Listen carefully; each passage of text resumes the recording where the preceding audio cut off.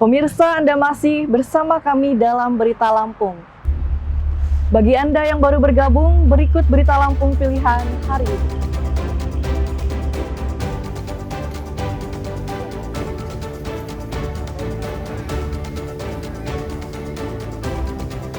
Seorang sopir mobil rental dibunuh jadi korban perampokan di Lampung Selatan. Mayat korban dibuang pelaku ke pinggir rawa di bawah jembatan.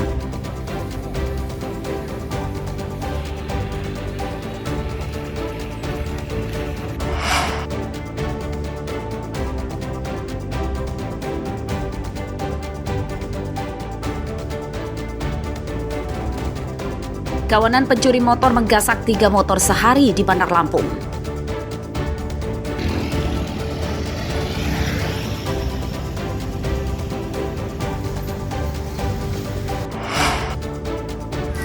Guys, angin puting beliung guys tuh berserakan. Puluhan rumah di 3 desa di Lampung Selatan rusak diterjang angin puting beliung.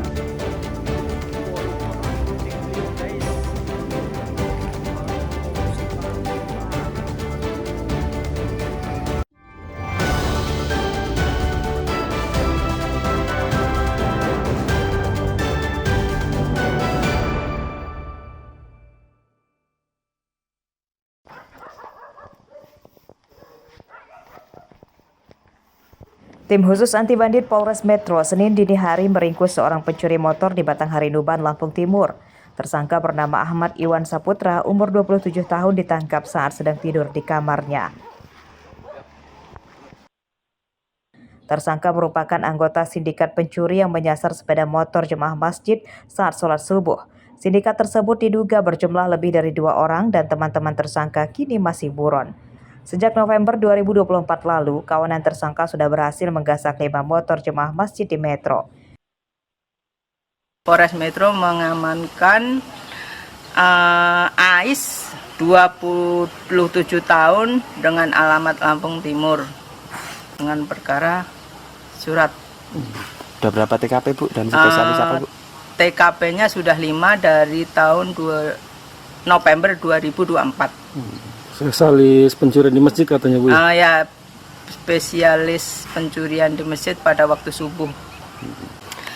Pesan Kapolres Metro yaitu siapa saja yang memarkirkan sepeda motor agar berhati-hati dan ditambah dengan kunci tambahan. Identitas tersangka terungkap setelah beberapa aksinya mencuri motor di masjid terekam CCTV. Dari tersangka, polisi tidak mendapati barang bukti sepeda motor yang dicuri tersangka karena sudah dijual ke penadah. Penyidikan tersangka masih dikembangkan polisi untuk memburu teman-teman tersangka dan penadahnya. Asep Saifullah melaporkan dari Metro.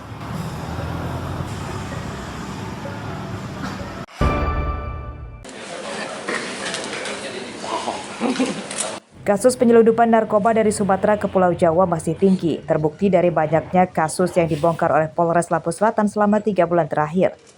Sejak April hingga Juni, sebanyak 34 tersangka, 1 diantaranya wanita, ditangkap dengan barang bukti narkoba senilai hampir lebih dari 120 miliar rupiah.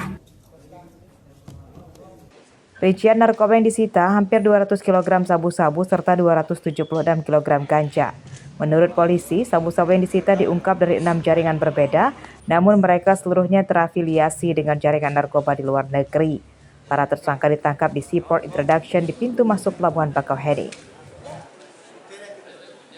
Pengakuan dari para tersangka yang berperan sebagai kurir, narkoba yang akan mereka selundupkan ke Pulau Jawa berasal dari Malaysia.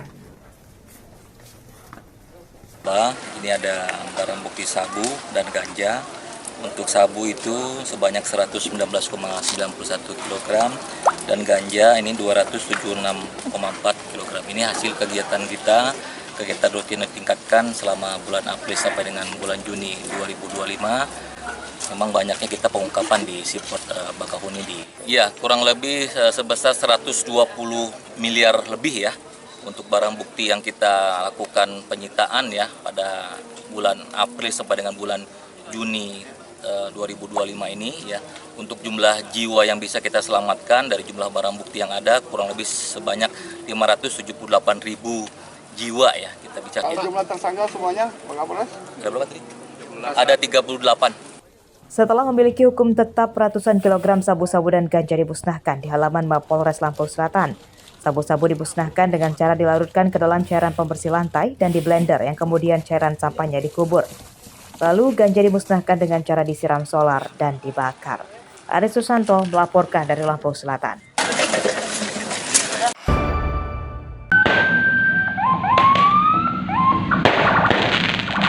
Islam 1447 Hijriah disambut meriah warga dan santri di Desa Fajar Baru, Kecamatan Jati Agung, Lampung Selatan.